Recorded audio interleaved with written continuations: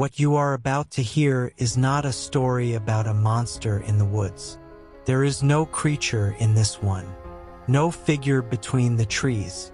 What makes this one different, and I want you to sit with this before we begin, is that the forest itself is what changes. Slowly, deliberately, as if it decided it was done being observed and was ready to start observing back. Our narrator is a field researcher, a scientist, someone trained to record what she sees without letting fear distort the data. What she recorded in those final days in the old growth site is what I am about to read to you now. Try to find an explanation that satisfies you. I have not found one yet. On the morning of day 19, I woke up and the trees were closer. I know how that reads. I am a field researcher with a graduate degree in forest ecology. I do not write sentences like that without understanding exactly how they sound. But I had spent 18 days in that site and I knew the spacing. I had mapped it. I had photographs, measurements, GPS coordinates for 47 individual trees within a 50-meter radius of my camp. I had the data on my laptop right there in the tent. The nearest trunk to my tent door on day 1 was 11.4 meters away. I had that number because I had measured it specifically. Old-growth primary forest this intact is rare enough that every detail gets documented. When I unzipped the tent that morning and stepped out with my coffee, the nearest trunk was 6 meters away. I could see the root displacement in the soil. Fresh dark earth turned up in a rough crescent around the base where the roots had shifted. The grass between the old position and the new one was pressed flat and torn in a drag pattern.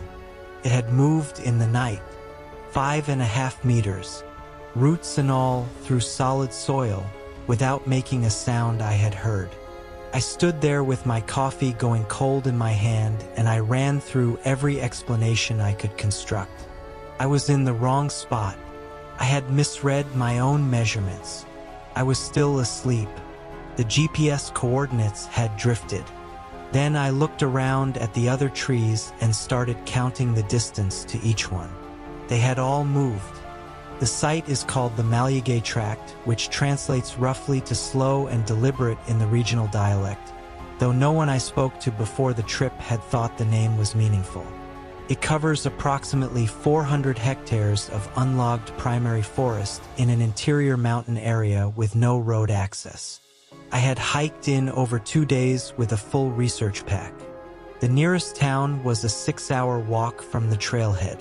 The Forest Service had no active monitoring in the area. My project was privately funded, 18 months of grant writing for 21 days of solo fieldwork. The goal was root network mapping using soil core samples and mycorrhizal analysis, essentially trying to understand how the trees in a fully intact old growth system communicate resources through their fungal connections underground. The working theory in the literature is that old growth networks are more sophisticated than anything we have modeled. That the older the system, the more integrated the signaling. I had spent 18 days collecting samples and taking measurements, and the data was genuinely remarkable. The network density in the Malyagay Tract was unlike anything published. The fungal threads between root systems were not just dense, they were organized in a way that resembled a pattern, branching and returning, looping back. Not the chaotic sprawl of a natural fungal mat, but something with a structure that repeated at different scales the way a deliberate design repeats. I had noted it in my field journal, written that the network appeared almost architectural. I had written that on day 17, 2 days before the trees moved. I sat outside my tent that morning with my measuring tape and confirmed it. Every tree had moved toward camp. The displacement was not uniform. The largest trees had moved the least. The mid-sized ones had moved the most, as if whatever was coordinating this understood leverage and adjusted accordingly. I documented everything. I photographed the root disturbance. I updated my GPS coordinates. I wrote 11 pages of field notes. That is what you do when you are a scientist and something impossible happens. You document it and you stay calm and you look for the mechanism. I had not yet understood that the mechanism was looking for me too. By day 20, the gaps between the trees had changed shape. Old-growth forest has a specific quality of light at ground level. Because the canopy has been building for centuries, it is so dense that very little direct light reaches the floor. What you get is a diffuse gray-green illumination that comes from everywhere and nowhere at once. You can work in it, but you cannot navigate by shadows because there are none. Everything is the same soft dimness in every direction. On day 20, I noticed the light was different, darker toward the east, which should not have been possible because the canopy density was uniform in every direction. I looked up. The trees to the east had interlocked their upper canopy more densely than the others.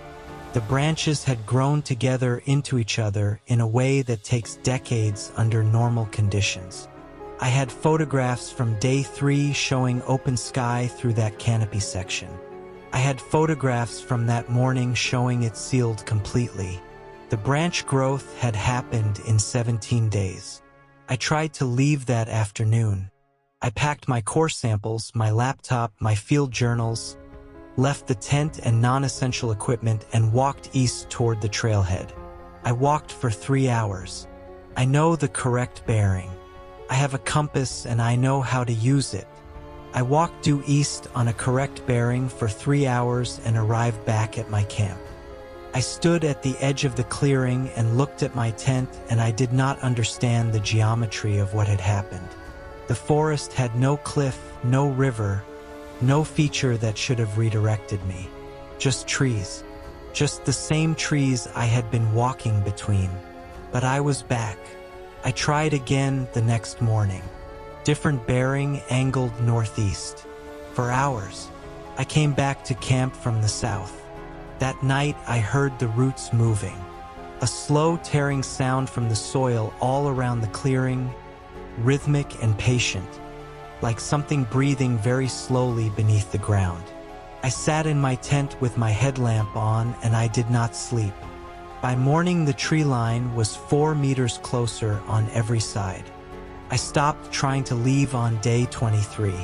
Not because I gave up, because I finally understood what was happening and I needed to think clearly about it, and I could not do that while I was walking in circles.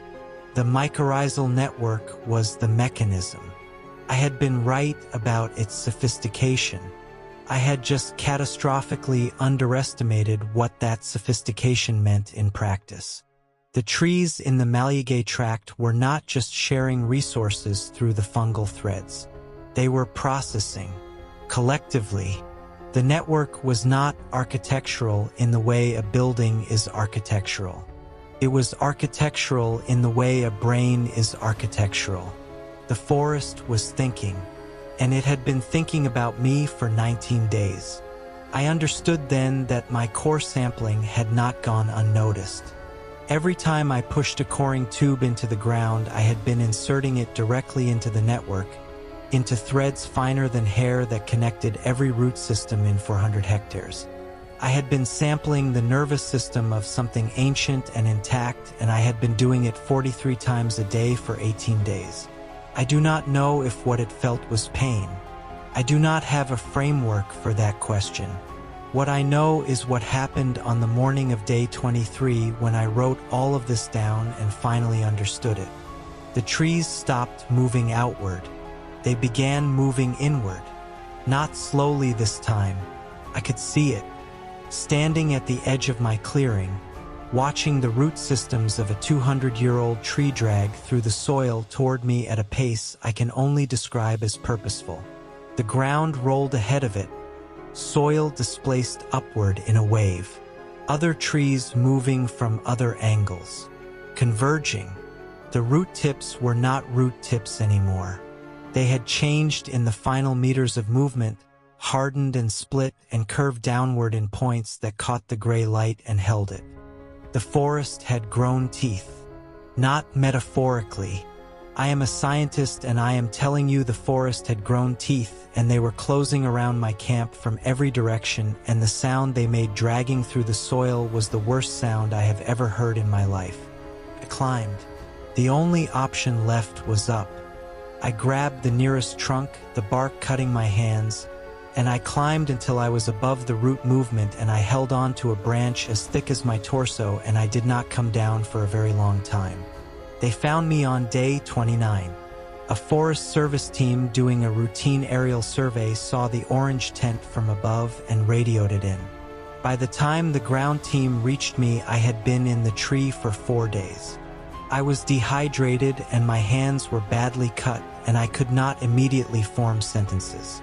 The clearing below me was empty. The tent was still there.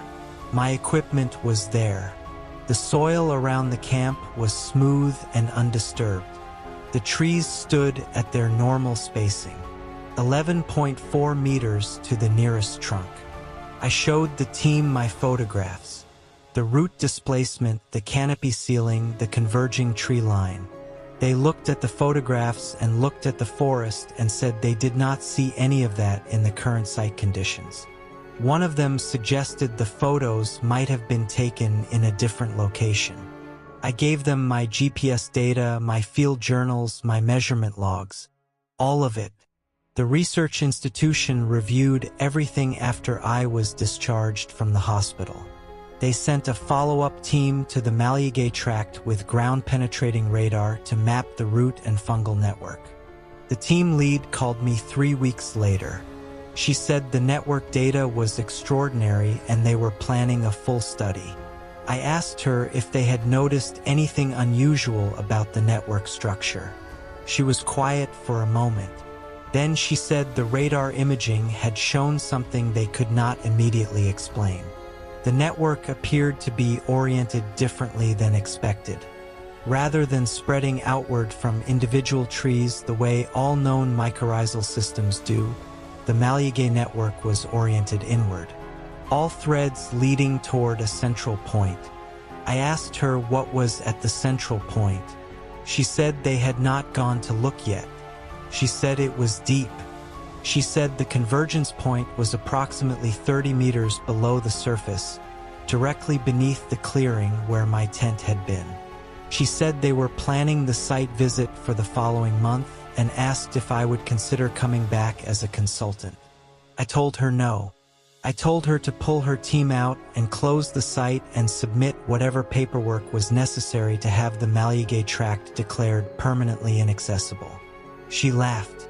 She asked why.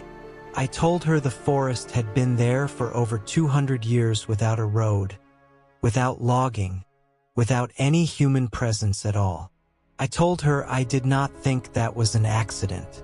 I told her I thought the forest had been very carefully managing its own isolation for a very long time. She stopped laughing. I told her that the thing in the center, whatever it was, had let me go. I had been in that tree for 4 days and it had let me go. I told her I did not think it would make the same decision twice. You've been listening to the 3 a.m. Scary Stories podcast. If you want more eerie, unsettling, and unforgettable stories like this, consider subscribing so you don't miss the next one. Until next time, keep your doors locked, keep your eyes open, and try not to wake up at 3 a.m.